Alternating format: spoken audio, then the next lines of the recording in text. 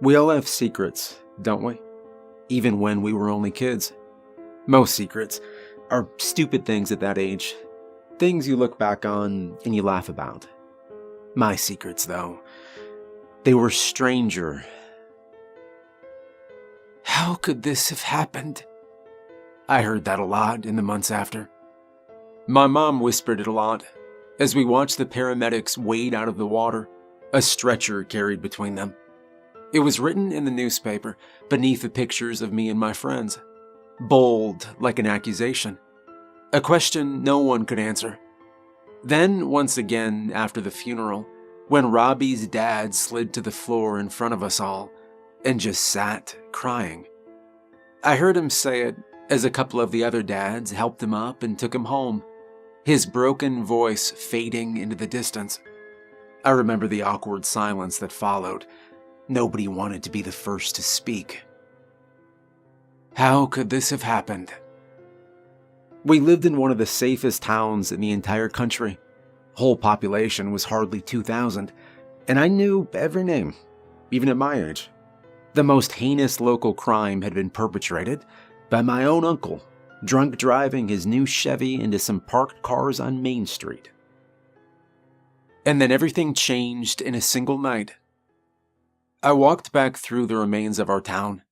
The streets are always empty now, silent homes with dark windows. Fallen leaves clung to every surface. The mist was so thick, it soaks you through. I left Matthew's house about an hour ago. I took the hill road that winds down to the bay. Moonlight filtered through the trees. You can see the whole valley on the first few turns. The forest is reclaiming this place. Branches hung over roads and abandoned homes. Weeds started taking backyards and driveways. Hurts to see it. I try telling myself it's just something that happens. Towns fade away, folk leaving for 100 different reasons. But this was our town. This was my home. You understand? I ended up at my parents' place now, if I can still call it that. They moved years ago, and I've been trying and failing to sell it for them ever since. Nobody's interested. Even the few who come to see it, they never call again. Whole town's the same. People, they just don't want to come back. The phone was ringing when I came in the door. I had that sinking feeling in my stomach as I reached for it, knowing it would be Matt's wife, Celia. I know why she'd be calling. He's gone, she'd said, her voice more tired than anything. After a moment, I'd started to say I was sorry, but she'd already hung up, and I don't blame her.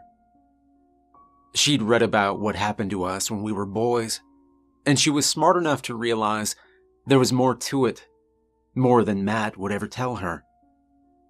Took it to his grave in the end. I think she hates me for being part of the secret that hurt him so much. I don't blame her for that either. I put the phone down and sat watching it, waiting for something else. I don't know what. Eventually I made some coffee, and I let it go cold. I took my coat off and kept it on my lap, breathing heavy like I'd run a marathon. Matthew, gone at 59. At least I saw him before the end. What the cancer left of him anyway. I'd known Matt since kindergarten. When we looked so alike, people thought we were brothers. I thought of the three of us together, me and Matt and Robbie, boys with their whole life ahead of them. And then I had to stop, because I could feel tears coming on. And that's when I started writing this. God knows why. I suppose I got a story to tell and no one to tell it to. Honestly, I didn't even know if I could do it. If I could finally speak about what happened. If the spell was broken. But here we are. I guess there's no one left to hide it from.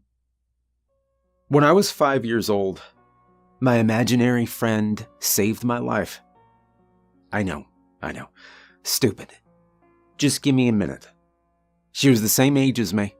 Short, dark hair and olive skin, bright eyes, and a smile. She came to my bedroom window, and she would sit on the ledge, just swinging her feet. We whispered to each other so my parents didn't hear, talking till the sun sank and the air grew cold.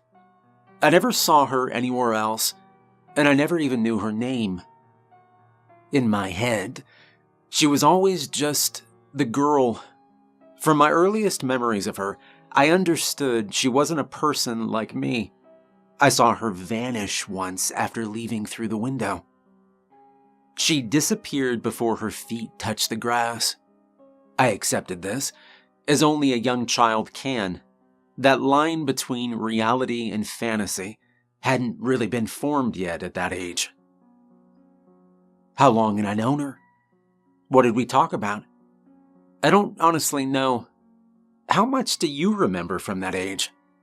But the first time I can really remember any details about one of her visits, well, it was before the fire in '68.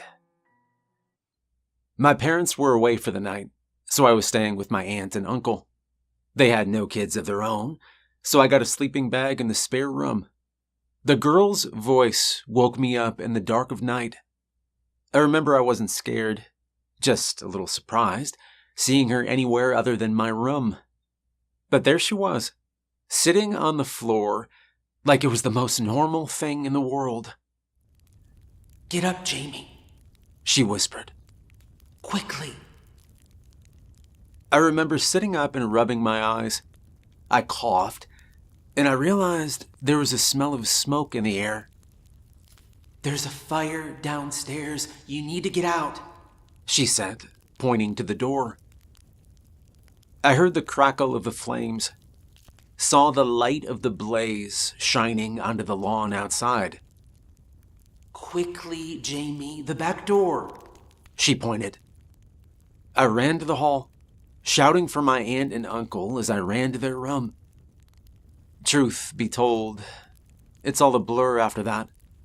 I remember seeing my aunt sit up in bed, heard my uncle shout, and then a crash from downstairs, and all of us coughing. My eyes started stinging, and there was a blast of heat before we rushed into the chilly night air. The three of us made it out all right, but it was too late for that house. Not even the arrival of the fire department could save it. I didn't find out what caused the fire till years later. It seems my uncle had too much to drink, started cooking something, then forgot about it and went to bed. It would be a lie to say it wasn't like him. My parents took me home in the morning. There was a coldness between our families that I never felt before. It was the final straw between my father and his brother. To my knowledge, they never spoke again. His wife left him soon after, and he disappeared from town. God knows whatever happened to him. Anyway, the next night back home, my friend visited again. I was lying wide awake, wondering if she would. "You saved lives last night," she told me. "You're a hero."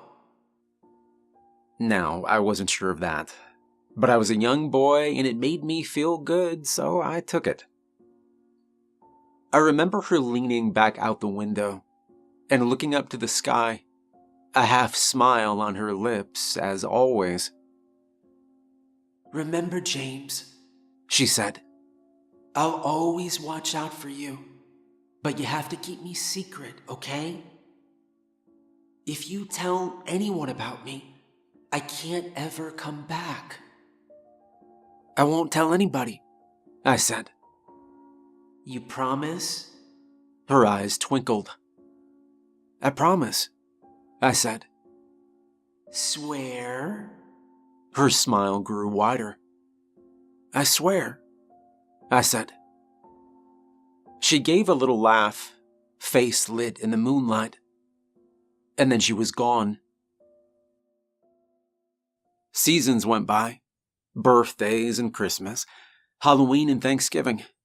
Mom walked me to school on weekdays, and Dad drove us to church on Sundays. 3 years passed like this, safe and familiar.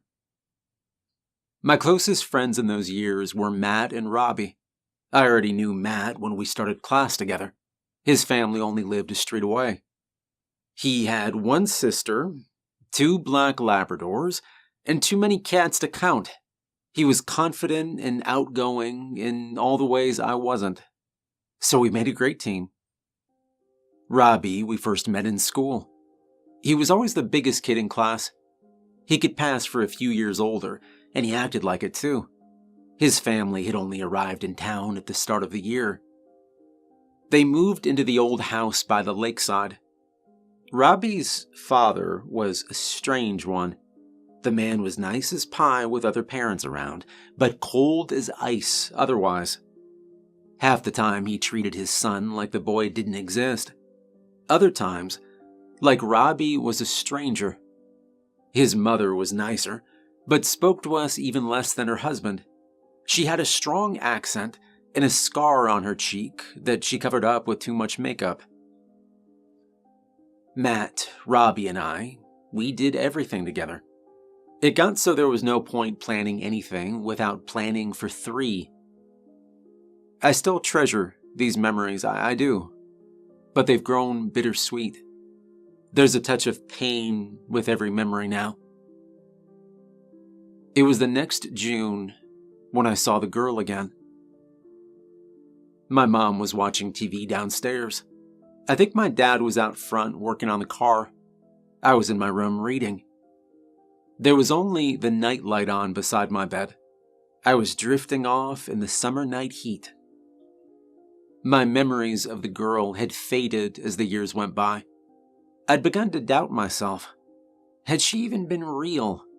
Maybe I dreamt her. 8-year-old me looked at 5-year-old me like it was 100 years ago.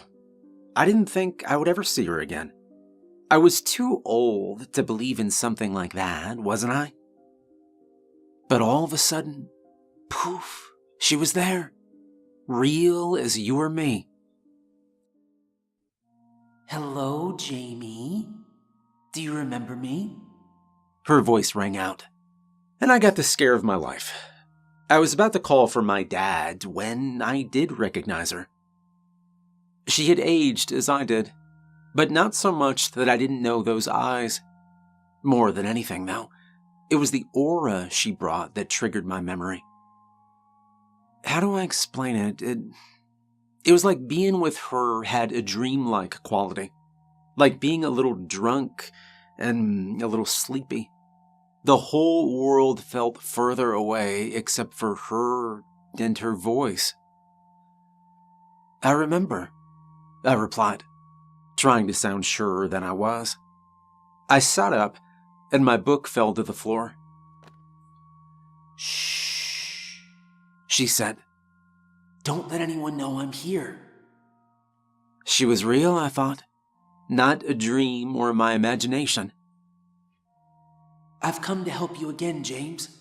I know when you're in danger. I can feel it. I can't always tell exactly when or how, but I know it's close. Now you and your friends are in terrible danger," she told me. "Matt, Robbie? How?" I asked. I was staring at her, still amazed. In fact, I'm sure my mouth was hanging open, likely looking like an idiot. "I've kept you safe all these years," she said. "You know that, don't you? I'll keep you safe this time too, but I need your help." "I don't understand. What's going to happen?" I asked. "I can't be sure, not yet. All I know is that you or your friends will be hurt, and only you can stop it," she said. I heard the back door. My father was coming in and heading upstairs. She swung her legs back out the window. "Remember, James, like before, keep me a secret," she whispered. I will," I said. "You promise?" she replied, a seriousness in her eyes. I promise, I replied. Do you swear? She said, smiling. And I smiled back, suddenly remembering our words from years before. I swear, I said.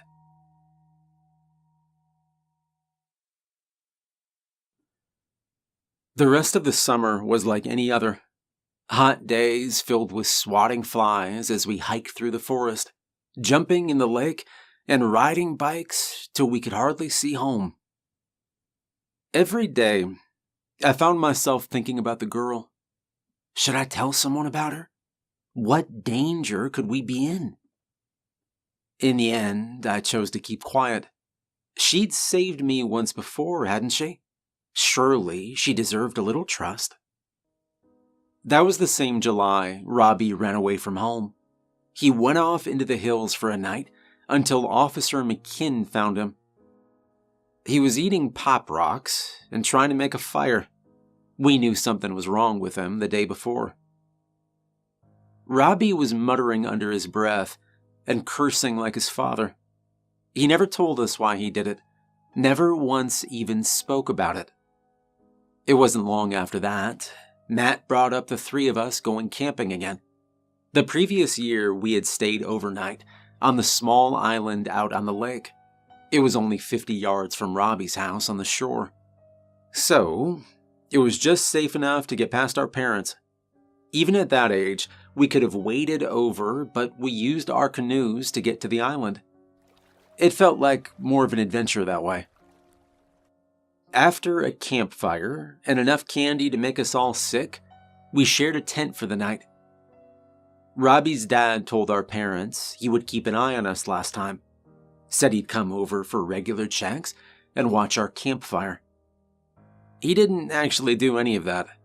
But because we didn't want to cause trouble, we told our families he did. Well, August soon arrived. The days were growing shorter and nights colder. It was the last week that would be warm and dry enough to camp out, so we got the okay from our parents for that Saturday. The girl came to see me the night before. All I could make out was a hushed voice in the dark, her silhouette in the open window. It's gonna happen tomorrow night, James. On the island, I'm sure of it. If we know that, can I just stay away? I asked her. She shook her head. Whatever is gonna happen, I know only you can stop it. You're still brave enough, aren't you? If you don't go, it will be worse for your friends. I'm certain of it. Just do as I say when the time comes, and trust me. You can do it, James. I believe in you. Do you trust me? I do. I swear. I promised. I lay awake half the night after she'd gone. I wanted to wake up my parents. I wanted to call Matt or Robbie. I wanted to tell someone, anyone. But even the thought of doing so, it made my throat tighten. What would they say? What would they think? What if I made things worse, like she said? And then whatever happened would be my fault, and the girl would never visit me again. I left for Robbie's house after dinner, grabbing my backpack and saying goodbye to my parents. When I reached the back door through the kitchen, the girl was there, waiting for me. Jamie, take a knife from the kitchen. A sharp one, she said, pointing back to the house. What? Why? I asked. Jamie, stop it. You're the only one who can save your friends. I need you to be brave. I don't think you'll need the knife, but what if you do and you don't have it? She said urgently. I hesitated. I didn't really want to do it, but I snatched a knife from the drawer and I rushed out. I'll put it back as soon as I'm home, I thought. Maybe nobody will even notice. I rode my bike to the lake, the sun low but still warm on my face. When I got there, Matt and Robbie were standing by the canoes. They were looking impatient or angry with each other. I wasn't sure which or why. As for me, I couldn't hide my nerves. I kept touching my pocket where the knife was, no matter how much I tried to stop.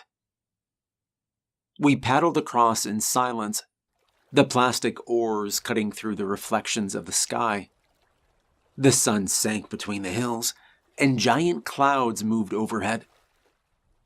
We pulled our canoes onto the shore, walked into the trees, and picked a spot for our tent and campfire. Looked like the same spot as the year before, but I couldn't be sure. That's when the girl spoke to me again, although I couldn't see her. Jamie, say you're going to collect firewood. Her voice drifted in the wind. I froze. I looked at Matt and Rob starting on the tent, but they gave no sign they heard her. I mumbled something about going for wood, and then walked off. Neither of them answered. That dreamlike quality which came with her had returned, but it was sharper somehow. It felt like 1,000 threads tightening around me. And then I heard raised voices. Robbie and Matt. I dropped the sticks and I ran back.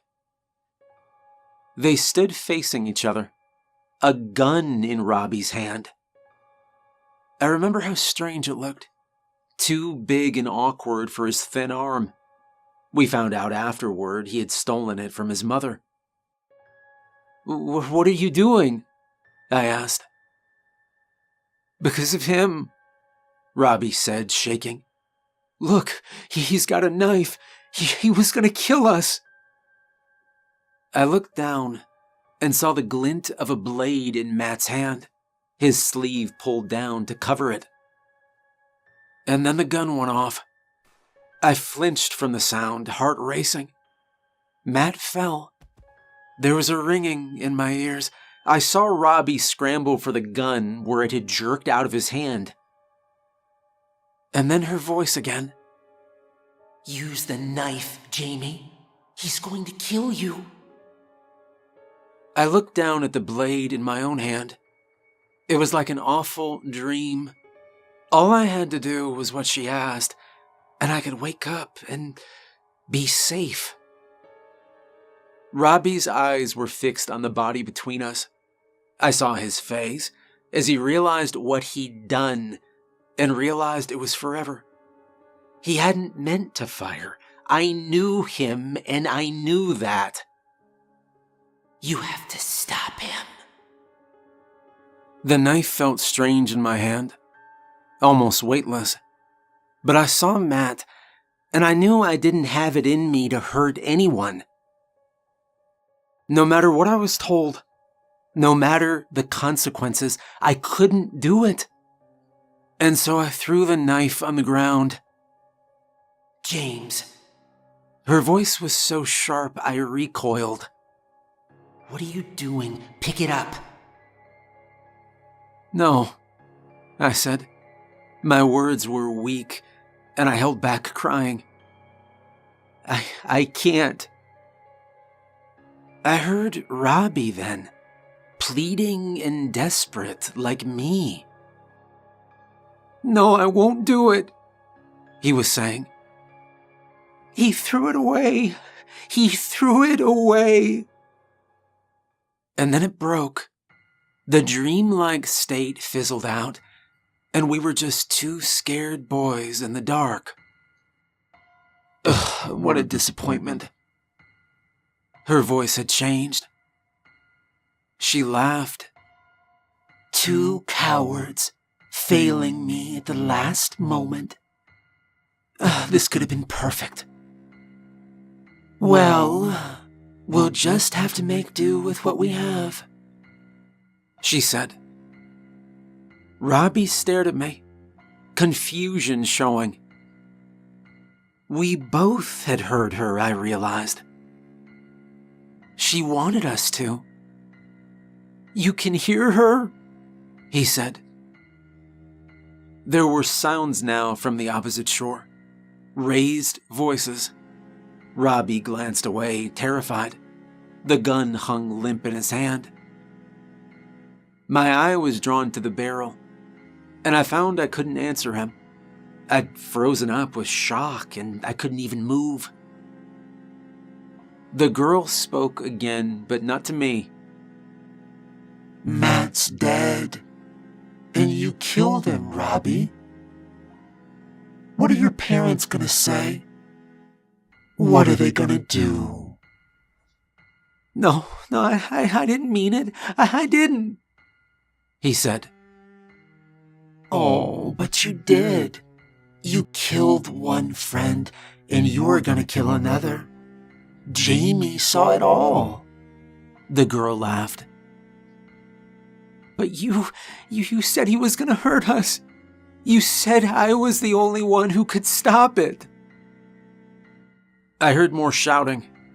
People were splashing through water and getting close. Did I? She asked. Is that what I said? The girl in your imagination told you to kill Matt. What will his parents say to that? You killed their son. Is that your mother I hear? She loved you, and all you do is let her down. Hurt her. What do you think she'll do now? You never stop hurting her, she said. Just like your father. Robbie's eyes met mine a final time. His hands steadied, and he raised the gun to his head. I heard more adults' voices coming from the water's edge, but I couldn't turn away to look. And then the gun fired. Light flickered through the trees. I saw birds in the darkening sky. Oh, well, she said, both playful and disappointed. Not perfect, but it'll do. The three of you were fun while you lasted. Sleep tight. I heard the sounds of approaching feet, people calling our names. I could see both bodies on the ground. Someone was shaking me, but I couldn't move or answer. And then someone started screaming. I heard her screaming until it all went dark, and the only thing I can remember is the girl laughing.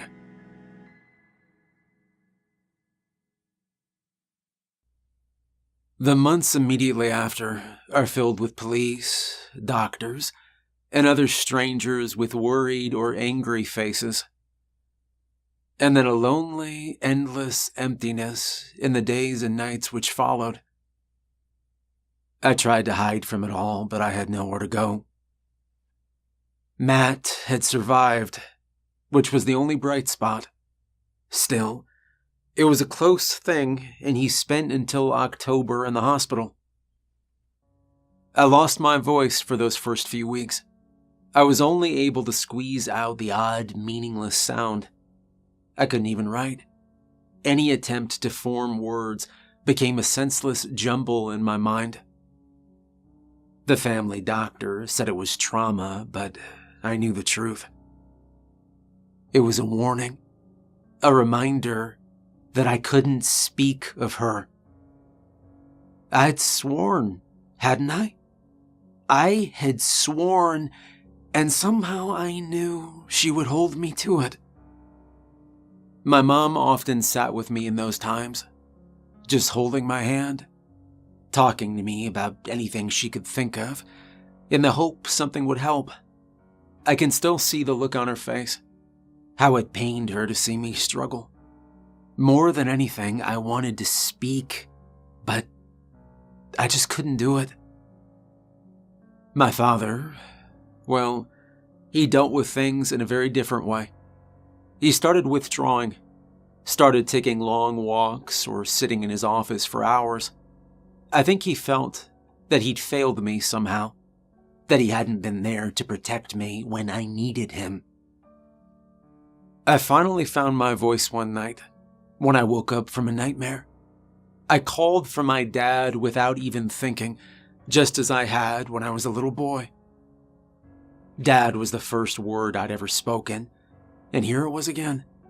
I remember he ran to my room and pulled me into his arms, and for a moment, one moment in all the pain and guilt and fear, it was as if things could really go back to the way they were. I could speak again now, but still not about the girl, no matter how hard I wanted to. I wanted to tell the truth, no matter the consequences, but it was hopeless. My lips sealed tight every time I thought of her.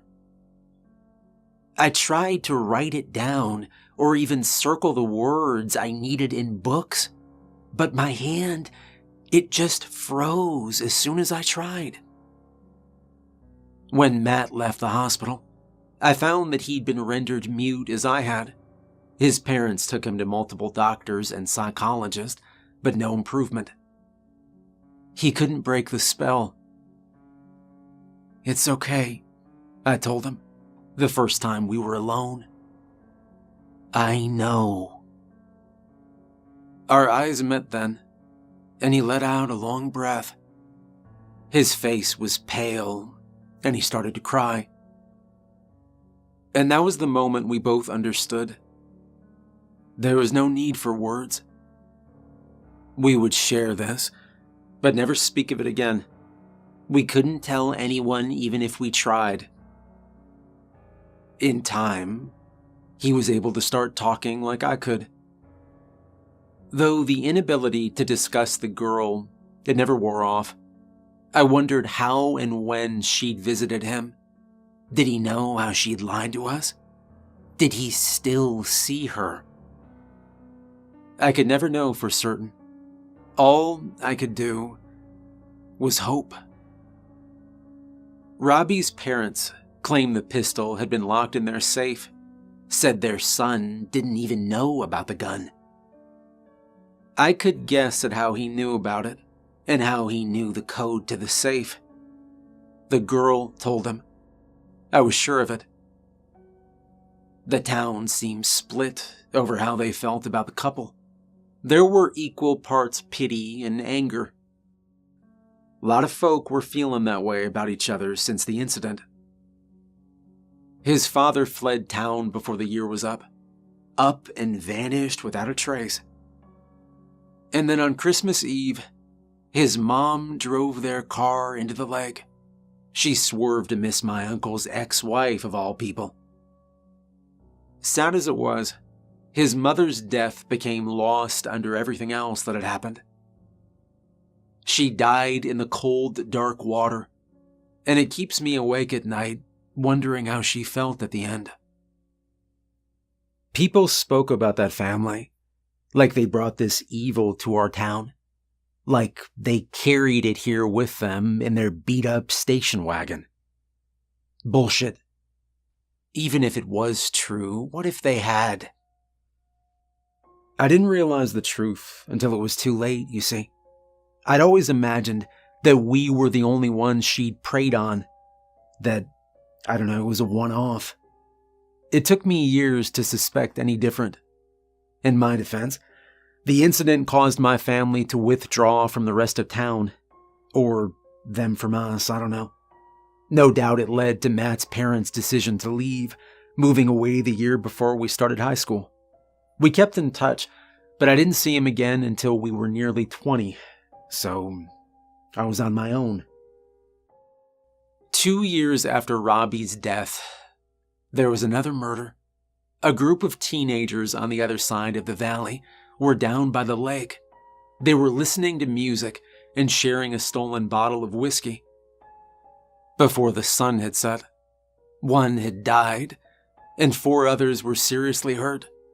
Despite everything the police and parents tried over the years, no one ever got the truth. None of the kids involved would speak a word about it. I'd seen them the day before at the football field. laughing and joking without a care in the world. The following summer, the Goldsmith family had cops and paramedics at their house. They managed to keep the details quiet, but every one of them moved away in the next year, leaving 3 empty homes. The children never went to school in that time. The adults left their jobs. Some kids I knew said that they only saw 14-year-old Lily Goldsmith with a red scar around her neck. Our town, it always had a few odd stories. People seeing lights above the marshes, or drunk fishermen claiming they hear voices on the water. Harmless campfire tales. But now, the name of our town became synonymous with tragedy. And these were only the incidents we knew about. When I was 16, the local mechanic, Oliver Miller, drowned his wife in their bathtub. His son caught him in the act and stabbed him clean through the heart. It was on the news for weeks. I walked past their empty house on the way to school. And then it was Father Colby. One Sunday, he locked the doors of the church and tried to set the place on fire with his congregation inside. My dad and a couple of others managed to stop him. But he died of a stroke before they got him to the hospital. "There's a devil among us," Father Colby had told people, wild-eyed and shaking. His last words were, "I've seen her." She always did like fire, I thought. I began to look at everyone differently, wondering if she came smiling to their windows at night. How long had she been here? Were we even her first victims? When I was 18, my dad pulled a gun on our neighbor, a man he'd been friends with for 30 years. My mom got between them, and the gun went off. The shot was only inches from killing her. She forgave my father immediately, like it was nothing. He would never hurt her, she said. He'd never hurt anyone. It was just a moment of madness. He hadn't been himself, she said. My dad hardly said anything after it happened, other than to beg them both for forgiveness. Between the 3 of them, they decided not to involve the police, but any friendship with our neighbor was clearly over. I don't think they ever spoke again. I remember sitting with my father the next week, just the 2 of us in the yard. He'd grown pale in such a short time, thinner and hesitant. A gentle man broken by something he'd almost done. He was shocked and ashamed of himself. He was looking out at the forest. He sighed and shook his head, as if struggling with something, trying to find the words. He would never talk of it again, no matter how much I forced it. More often than not, my own voice failed me whenever I tried to talk about the girl. And then a few months later, my mother told us we were going to move. "I'm leaving again tonight, and I won't be back. She can have this place to herself. A ghost on her own, laughing in the dark." Maybe that's what she wanted all along. I've often wondered if she still watches me even now. Will I wake up tonight and see her at my window, smiling? Will I hear her laugh again before I open my eyes? Or has she left us behind? Maybe she's starting again in a new town. If not me, then who does she visit? All I can say is that I hope you never see her.